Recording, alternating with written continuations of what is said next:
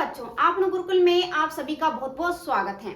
आज की वीडियो में हम कक्षा 8 विषय विज्ञान का दूसरा पार्ट है जिसका नाम है सूक्ष्म जीव मित्र एवं शत्रु। इसके बारे में हम इसका अध्ययन करेंगे, इस पार्ट के बारे में समझेंगे। ये हमारा दूसरा भाग। इससे पहले हमने जान लिया था कि सूक्ष्म जीव क्या होते हैं और सूक्ष्मदर्शी क्या है, कि कितने प्रकार के सूक्ष्म जीव होते हैं और उनसे भिन्न कौन सा सूक्ष्म जीव होता है जिसे हम विषाणु कहते हैं। ठीक है, और 4 प्रकार के सूक्ष्म जीवों के बारे में मैंने आपको बताया था। अब आगे चलते हैं, जानते कि जो सूक्ष्म जीव होते हैं वो कहाँ कहाँ पाए जाते हैं। ठीक है, कहाँ कहाँ पाए जाते हैं भाई। इससे पहले मैंने आपको क्या बताया था कि जो सूक्ष्म जीव हैं 4 प्रकार के, उनमें क्या होते हैं, कुछ सूक्ष्म जीव एक कोशीय होते हैं और बाकी जैसे उनके अलावा क्या होते हैं, बहुकोशीय भी होते हैं। कुछ कुछ सूक्ष्म जीव एक कोशीय भी होते हैं और बहुकोशीय भी होते हैं। ठीक है, जैसे कि मैंने आपको बताया कि जीवाणु और प्रोटोजोआ ये क्या है, एक कोशीय सूक्ष्म जीव है या बहुकोशीय सूक्ष्म जीव है। तो भाई ये जीवाणु और प्रोटोजोआ एक कोशिकीय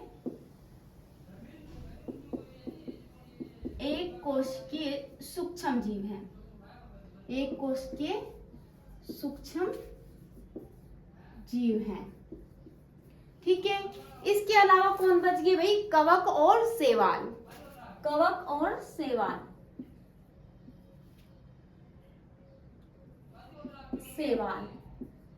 ये क्या होते हैं, ये एक कोशीय भी होते हैं, अकेले भी रह सकते हैं और हो सकता बहुत बड़े समूह के साथ भी रहते हो। तो क्या है, होते होंगे, नहीं होते हैं, क्योंकि इन्हें बहुकोशीय कहते हैं। ठीक है, तो ये क्या है, एक कोशिकीय और बहुकोशिकीय दोनों हैं। ठीक है, यहाँ पर एक कोशिकीय और बहुकोशीय दोनों रूपों में विद्यमान होते हैं। बहुकोशिकीय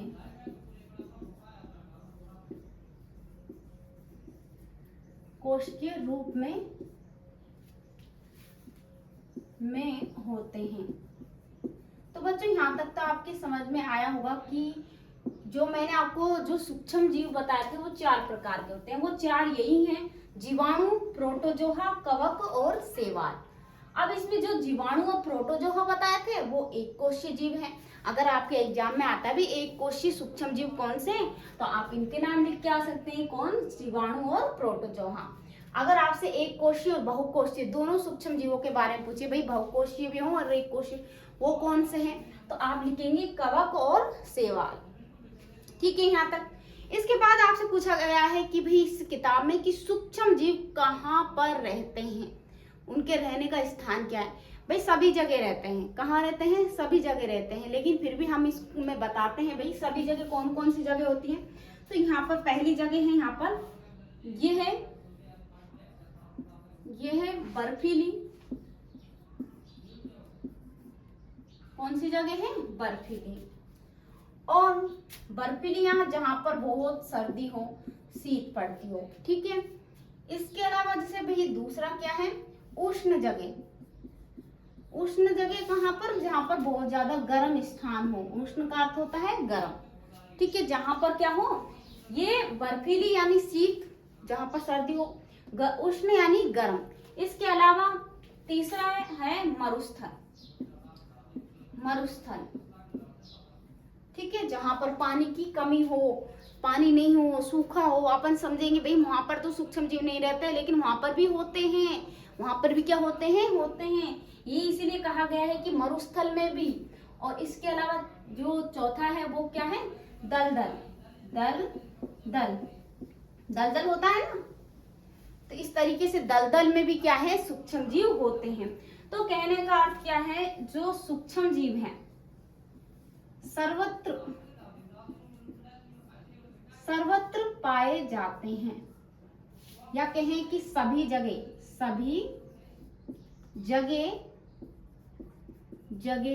मौजूद होते हैं।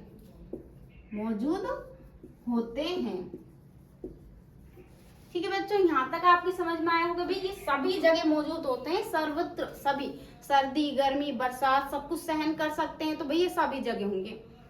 ठीक है, इसके अलावा भाई मनुष्य सहित सभी जंतुओं में भी क्या होते हैं, सूक्ष्म जीव होते हैं। मनुष्य में के अंदर, शरीर के अंदर भी क्या होते हैं, सूक्ष्म जीव होते हैं।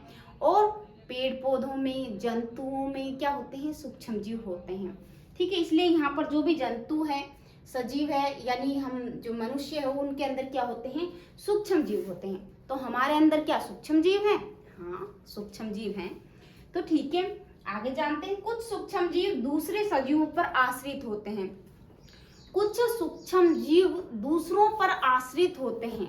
ठीक है, और जबकि अन्य क्या होते हैं, स्वतंत्र रूप से पाए जाते हैं। और अन्य क्या होते हैं, दूसरों पर आश्रित नहीं होते, स्वतंत्र होते हैं। जैसे कि हाँ, अमीबा जैसा सूक्ष्म जीव अकेले रह सकता है। अमीबा एक कोशीय है। ठीक है, इसके अंदर आया था जीवाणु के अंदर।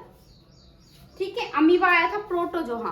प्रोटोजोआ के बारे में बताया था मैंने कि एक कोशीय होता है। ठीक है, इसके अंदर जो मलेरिया रोग होता है, निंद्रा रोग होता है, तो ये क्या है, प्रोटोजोआ। और प्रोटोजोआ के अंदर क्या बता रहा है यहाँ पर, अमीबा, कि भाई अमीबा क्या है,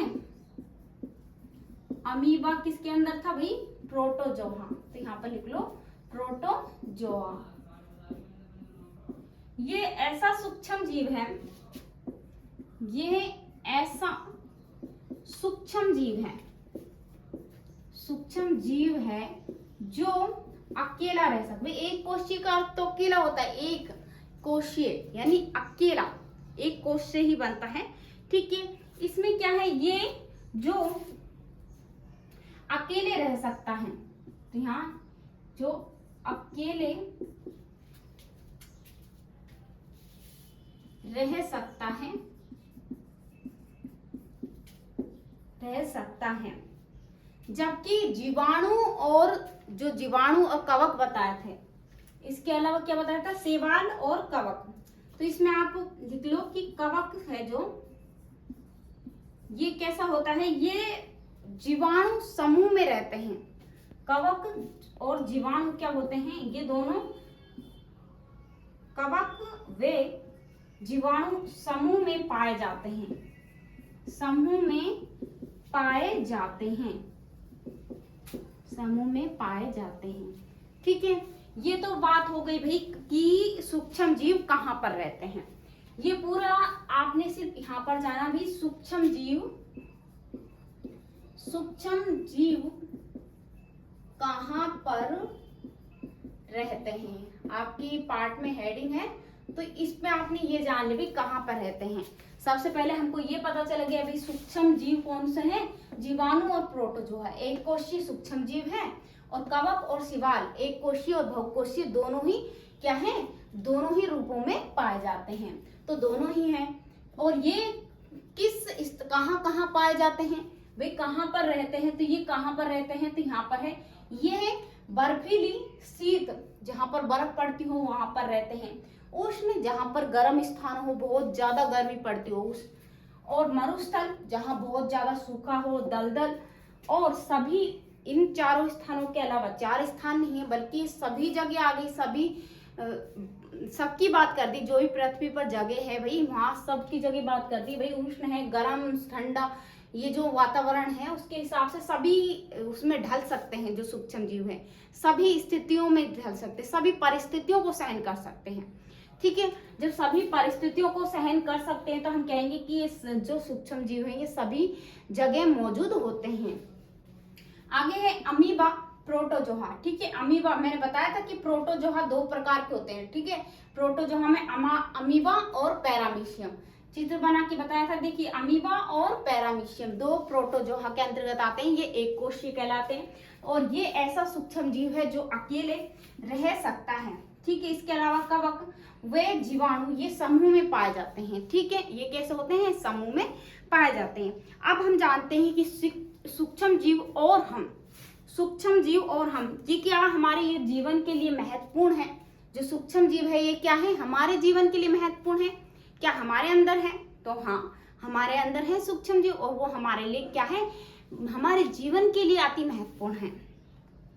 और इनके जैसे हमारे जीवन के लिए क्या है, ये महत्वपूर्ण है, महत्वपूर्ण। भाई महत्वपूर्ण तो ठीक है, लेकिन ये क्या है, हमारे जीवन के लिए महत्वपूर्ण है, पर कैसे, लाभदायक। देखो यहाँ पर क्या हो गया, लाभदायक है, लाभदायक है, लेकिन दूसरे ही साइड देखे ये हमारे लिए क्या है, हानिकारक है। एक सिक्के के दो पहलू रहते हैं, उसी प्रकार से हम देखते हैं कि जो सूक्ष्म जीव होते हैं वो भी महत्वपूर्ण होते हैं, लेकिन क्या होते हैं, दोनों ही जो सूक्ष्म जीव हैं वो क्या होते हैं, जो ये क्या है, सूक्ष्म जीव है। सूक्ष्म जीव लाभदायक और हानिकारक दोनों होते हैं, ठीक है।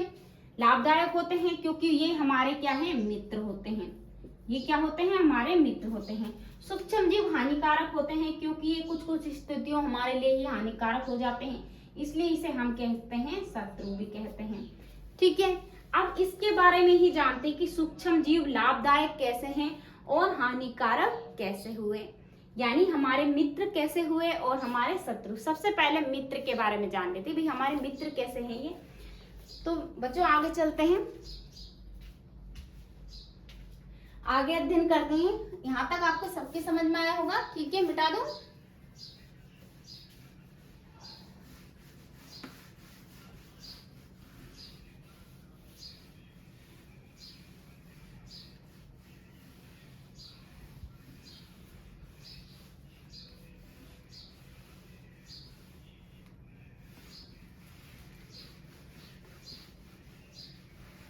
ठीक है, आगे चलते हैं और आगे जानते हैं आगे क्या है इसमें, कि जो मित्रवत सूक्ष्म जीव, मित्रवत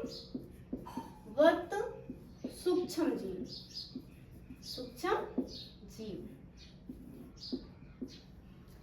ठीक है बच्चों। इसमें हमने मित्रवत सूक्ष्म जीव के बारे में जानेंगे। इसमें हम जानते हैं कि भाई दही है, ब्रेड है, केक है, ये सभी कैसे बनता है, ये फूलता क्यों है। तो हम जानते हैं कि सूक्ष्म जीवों के कारण ही क्या होते हैं, ये ब्रेड, केक, ये हमको जो फूले हुए दिखाई देते हैं, ये सूक्ष्म जीव के कारण दिखाई देते हैं, ठीक है। इनसे हमारे ब्रेड, केक, पेस्ट्री वगैरह बनती हैं, ठीक है। इसमें हमने ये जान लिया। और इसमें आप जानते होंगे या नहीं जानते तो भी जान लीजिए कि जो प्राचीन समय में थे, प्राचीन समय में जो अल्कोहल होती थी, शराब होती थी, वो प्राचीन समय से ही बनती हुई आ रही, अब भी बन रही है। वो किससे बनती थी, सूक्ष्म जीवों से, ठीक है। यानी अल्कोहल भी प्राचीन समय से सूक्ष्म जीवों से बनाई जाती है। इसमें आप लिखो कि भाई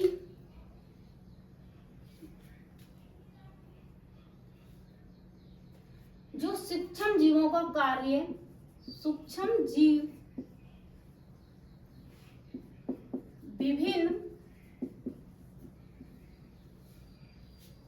विभिन्न कार्यों में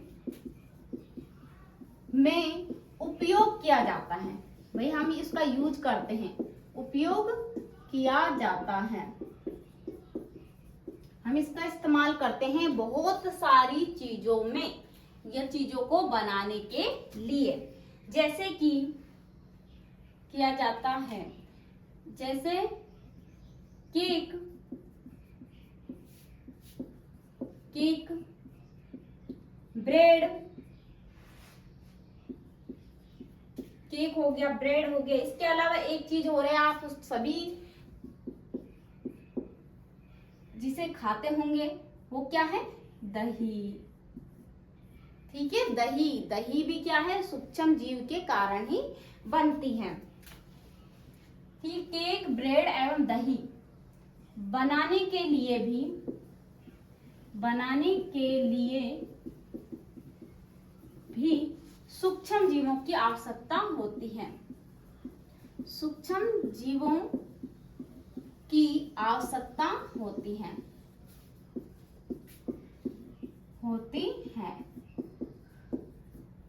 ये तो हमने ये इतना जान लिया कि भाई विभिन्न चीजों में होती है और ब्रेड, केक, पेस्ट्री, दही बनाने में किया जाता है। इसके अलावा बताइए कि इसके अलावा और किन चीजों में हम सूक्ष्म जीवों का प्रयोग करते हैं, उपयोग करते हैं। तो देखिए यहाँ पर एल्कोहल बनाने, मैंने बताया था प्राचीन समय में एल्कोहल, तो यहाँ पर आप लिख दो पहला भाई एल्कोहल बनाने में सूक्ष्म जीवों का उपयोग किया जाता है। भाई दूसरा बताइए।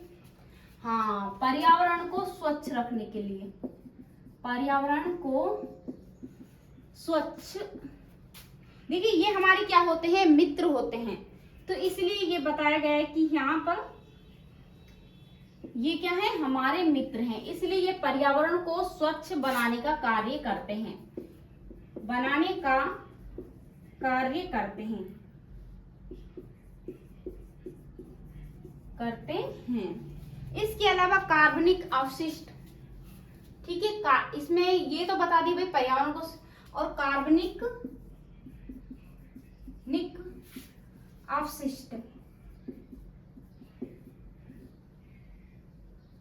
देखिए कार्बनिक अवशिष्ट कैसे भाई, तुम्हारे फल सब्जियां, कोई जंतु मर जाता है तो उस जंतु में से क्या होते हैं, वो सड़ने लगता है, खराब होने लगती है, फल सब्जियां होती हैं वो खराब होने लगती हैं। इसके अलावा बहुत सारे ऐसी चीज, कूड़ा करकट, तो वो क्या हो जाते हैं, वो सभी अवशिष्ट पदार्थ हो जाते हैं, ठीक है, कार्बनिक अवशिष्ट हो जाते हैं, ठीक, कहते हैं ना ये अवशिष्ट पदार्थ है, तो इसे कहते हैं कार्बनिक अवशिष्ट, जो फल सब्जियां या कोई जंतु के मरने पर मरते हैं तो उन्हें कहते हैं, ठीक है। यहाँ पर आप लिख भी सकते हैं, इसके साइड में क्या लिखोगे कि जो सब्जियां हैं, सब्जियों के छिलके, सब्जियों के छिलके बाद में थोड़े समय के बाद वो भी गल जाते हैं, ठीक है, उनका क्या हो जाता है, अपघटन हो जाता है। जंतुओं के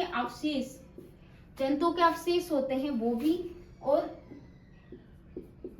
विष्ठा आदि, यानी और भी बहुत सारी चीजों का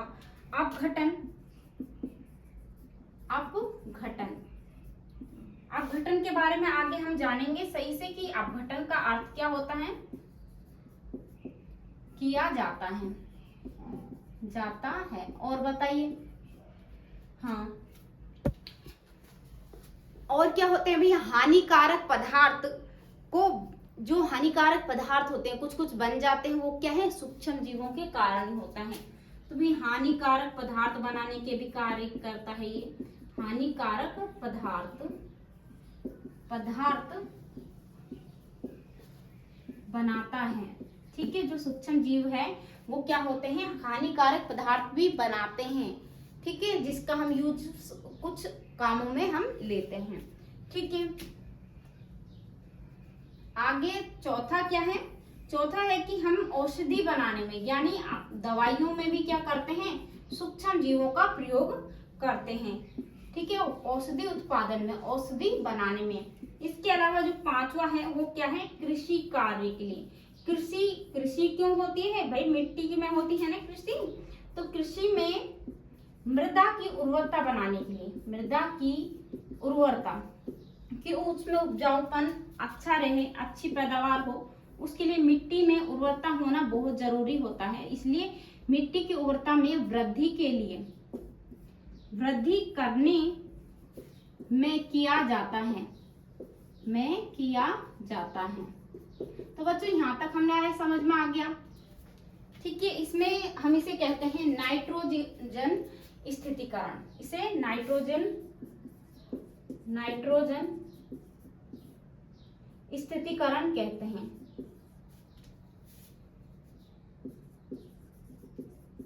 करण प्रक्रिया कहते हैं, ठीक है।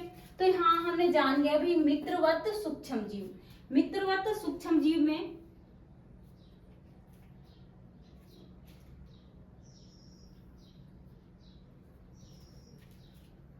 ठीक है, यहाँ पर स्थिरीकरण, तो नाइट्रोजन स्थिरीकरण, इसमें क्या जाना हमने कि मित्रवत सूक्ष्म जीव कैसे हैं, हमारे दोस्त कैसे हैं सूक्ष्म जीव। तो यहाँ पर बच्चों हमने जाना कि सूक्ष्म जीव विभिन्न कार्यों में उपयोग किया जाता है, बहुत सारे कार्यों में सूक्ष्म जीवों का उपयोग किया जाता है, जैसे केक बनाने में, ब्रेड दही बनाने में भी सूक्ष्म जीवों की आवश्यकता होती है, ठीक है, उपयोग करते हैं हम सूक्ष्म जीवों का। अब भाई और बताइए, तो अल्कोहल में, शराब बनाने में प्राचीन समय से ही होता आ रहा है कि भाई सूक्ष्म जीवों से शराब बनाई जा रही है, अल्कोहल बनाया जा रहा है। फिर दूसरा है कि पर्यावरण को स्वच्छ बनाने का कार्य भी सूक्ष्म जीव करते हैं, जैसे कि कार्बनिक अपशिष्ट। भाई पर्यावरण को स्वच्छ बनाने का कार्य कैसे करते हैं? जो कार्बनिक अपशिष्ट होते हैं, भाई हम फल सब्जियां के जो छिलके हैं होते हैं, या कोई जानवर मर जाता है उसके अवशेष पड़े रहते हैं, और आदि जो भी गंदगी वगैरह होती है वो कुछ समय के बाद धीरे धीरे क्या होती है, उनका अपघटन होने लगता है। ठीक है, तो अपघटन कैसे होता है? वो सूक्ष्म जीवाणुओं के द्वारा होता है। इसके बाद में हानिकारक पदार्थ बनते हैं इनसे, जिनका उपयोग किया जाता है किसी विशेष काम के लिए। इसके अलावा औषधि उत्पादन के लिए यानी दवाइयों को बनाने में भी सूक्ष्म जीवों का उपयोग किया जाता है। आगे है कृषि में मृदा की उर्वरता में वृद्धि करने में भी, जो मिट्टी होती है, मृदा होती है, उसमें भी सूक्ष्म जीव पाए जाते हैं, इसलिए और वो सूक्ष्म जीव क्या करते हैं? मिट्टी में उर्वरता बनाए रखते हैं। तो ये किस कारण होता है? नाइट्रोजन स्थिरीकरण के द्वारा होता है। इसे हम आगे पढ़ेंगे इसी पार्ट में। तो बच्चों हमने यहाँ तक सब जान लिया कि भाई मित्रवत सूक्ष्म जीव कैसे होते हैं।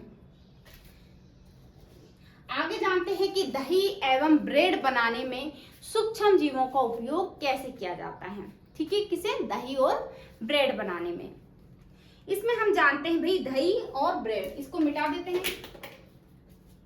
आप जानते होंगे कि भाई दही का उपयोग सभी घरों में होता होगा लगभग, और सभी को क्या होती है? दही पसंद होती है। भाई वो दही जमती कैसे है? उस दही को हम जमाते कैसे? और हमने तो भाई जामन डाला, रख दिया, और हम सुबह देखते हैं तो क्या होती हैं? अच्छी चिक्केदार बढ़िया दही जमी मिलती हैं, तो वो खाने में भी स्वादिष्ट होती हैं। भाई उसे बनाने का जो प्रोसेस होता है वो क्या होता है? आपने दूध उबाला है, उसको ठंडा किया, उसमें जामन डाला, थोड़ा जो दही होता है उसे जामन कहते हो आप, तो उसको डालने के बाद आपकी जो दही होती है वो सुबह तक जम जाती है। तो इस तरीके से आप क्या बनाते हो? दही बनाते हो।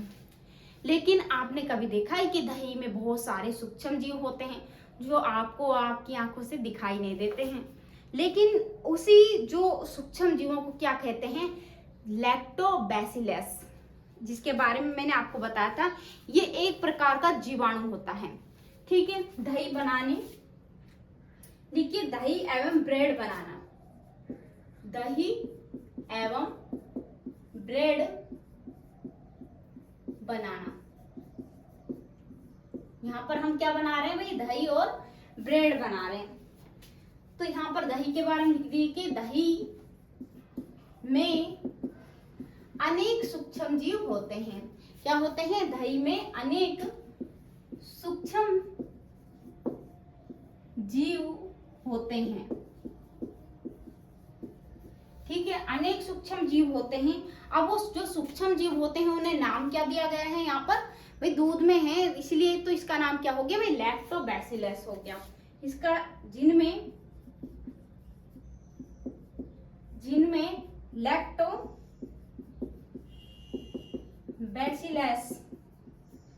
लैक्टोबैसिलस जीवाणु पाए जाते हैं। जीवाणु मौजूद होते हैं।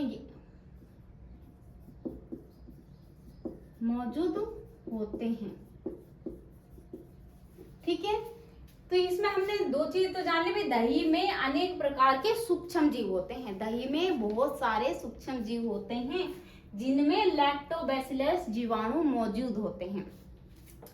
अब इसमें जानते हैं कि भाई दूध, हमने तो दूध रखा था भाई, दूध से दही कैसे बनी, उसमें परिवर्तन कैसा आता है?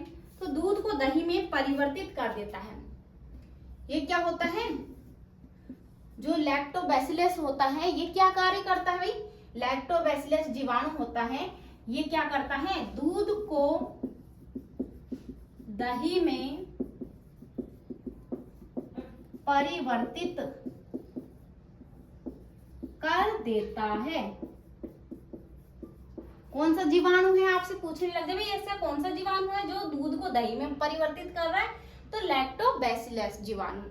ठीक है, ये भी आप आपको समझ में आया होगा। इसके बाद हम देखिए जब दही जमती है तो इससे और भी इन जीवाणुओं के माध्यम से और भी चीज बनाते हैं। आप जानते हो भाई पनीर बनती है, ठीक है, पनीर बनता है, अचार है, आदि जो खाद्य पदार्थ बनते हैं वो जीवाणु की सहायता से बनाए जाते हैं, ठीक है। इसके अलावा आपने कभी वो सूजी की इडली सांभर वगैरह खाया होगा, तो वो भी जो इडली बनती है वो भी सूक्ष्म जीवों के कारण ही बनती है, ठीक है।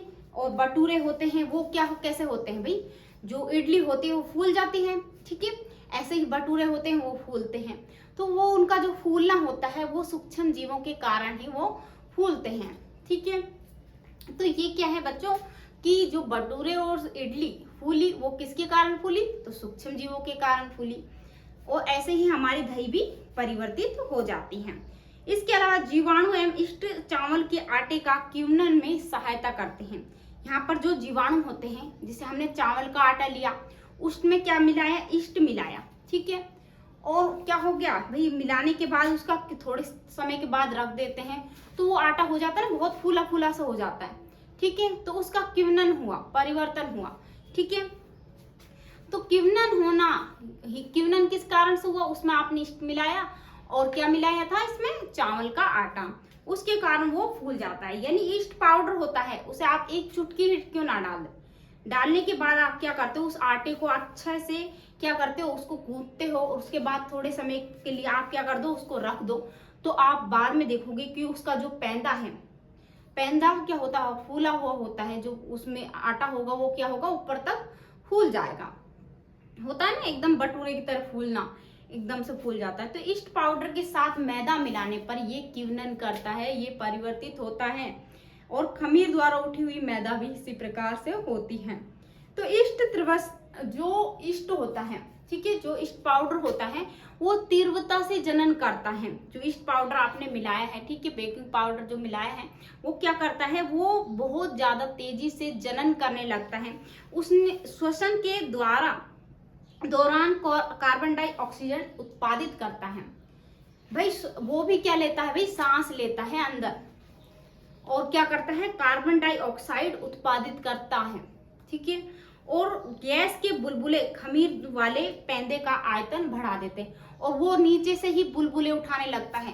भाई बुलबुले उठाएगा तो वो जो आटे का इतना स्तर था वो इतना फूल जाता है, फिर इतना फूल जाता है। तो वो क्या ले रहा है भाई, सांस ले रहा है, और सांस लेने पर वो कार्बन डाइऑक्साइड छोड़ रहा है, ठीक है। इसके बाद इसी के कारण उसका जो आयतन होता है वो बढ़ जाता है। और बेकिंग उद्योग में ईस्ट का उपयोग आधार ब्रेड, पेस्ट्री, केक बनाने में किया जाता है। यानी क्या होता है कि जो ईस्ट होता है वो श्वसन प्रक्रिया करता है, सांस लेता है, हमें दिखाई नहीं देता, लेकिन क्या होता है, जो ईस्ट पाउडर होता है मैदे में मिलाने के बाद वो क्या होता है, फूलने लगता है। भाई हमने तो सिर्फ फूला हुआ देखा, हमें ये पता नहीं कि किस प्रकार हुआ, तो हम बता देते हैं कि आपको जो सूक्ष्म जीव होते हैं वो बाहर निकलने के लिए एकदम से होता है ना, जैसे भाई सांस फूल रही, सांस ले रहा, वो खूब सांस ले रहा, सांस लेने पर क्या होते हैं, जो बुलबुले होते हैं, यानी जैसे यहाँ पर भी आटे का पैंदा है, आपने इतना आटा लगा के चले गए, तो उसके बाद जो सूक्ष्म जीव हैं वो क्या कर रहे हैं, श्वसन कार्य कर रहे हैं, सांस लेने का कार्य, भाई सांस लेने का कार्य कर रहे हैं। तो क्या हो रहा है यहाँ पर, क्या हो रहा है कि यहाँ पर सांस ले रहे हैं, तो जो कार्बन डाइऑक्साइड है, कार्बन डाइऑक्साइड ऑक्साइड छोड़ रहे हैं, ठीक है। और कार्बन डाइऑक्साइड छोड़ने से क्या हो रहा है, इसमें बुलबुले बन रहे हैं, बुलबुले से, ठीक है। और वो बुलबुले क्या करते हैं, उस पैंदे का आयतन बढ़ा देते हैं, पैंदे का आयतन बढ़ाते हैं, ठीक है। और इसी कारण से जो ईस्ट के कारण जो मैदा होती है वो क्या हो जाता है, वो फूल जाती है, ठीक है, क्या होता है, वो फूल जाती है। तो इसी के कारण मैदे ईस्ट के कारण ही क्या होता है, वो जो आटा होता है वो फूला हुआ दिखाई देता है, या कहें कि सूक्ष्म जीवों के कारण ही ये हमको फूला दिखाई देता है। ऐसे ही हमारी जो केक होता है भी, केक में भी तो ऐसे ही होता है भाई, केक कैसा फूला होता है, केक होती है, पेस्ट्री होती है, ब्रेड होता है, ठीक है। ये जो फूलना है, बनना है, ये सभी किसके कारण होता है? ये ईस्ट के कारण होता है। इसके अलावा जो इडली है, भटूरे हैं, ठीक है, ये सभी ईस्ट के कारण ये फूलते हैं, ये सूक्ष्म जीवों के कारण फूलते हैं, ठीक है। तो आज तक जो हमने आज की वीडियो में जाना है वो क्या है? दही और ब्रेड बनाना। अब इसमें दही में अनेक सूक्ष्म जीव होते हैं जिनमें लैक्टोबैसिलस जीवाणु मौजूद होते हैं, और लैक्टोबैसिलस जीवाणु दूध को दही में परिवर्तित कर देते हैं। ईस्ट का उपयोग यहाँ पर क्या है? आटा और ईस्ट मिलाया जाता है, तो उसको अच्छे से गूंथने के बाद जो वो पैदा होता है वो क्या करता है? कार्बन डाइऑक्साइड छोड़ता है, श्वसन कार्य करता है। क्या कार्य कर रहा है यहाँ पर? ये सांस लेने का कार्य करता है। जैसे ही श्वसन करता है तो इसमें से कार्बन डाइऑक्साइड निकलते हैं, जिसके कारण यहाँ पर बुलबुले बनते हैं और पैदे का आयतन बढ़ जाता है। वो बढ़ने के कारण ये कि ईस्ट के कारण ये फूला हुआ आटा लगता है, और ये क्या हो जाते हैं? मोटी मोटी सी एकदम आटा फूल जाता है, और ये सूक्ष्म जीवों के कारण होता है। ईस्ट के कारण ही केक, पेस्ट्री, या कहें कि सूक्ष्म जीवों के कारण ही ईस्ट, जो केक है, पेस्ट्री है, ब्रेड है, इडली है, भटूरे हैं, आदि चीज फूलती हैं या बनती हैं। ठीक है बच्चों, यहाँ तक आपको आशा करती हूँ समझ में आया होगा। आगे हम नेक्स्ट क्लास में पढ़ेंगे।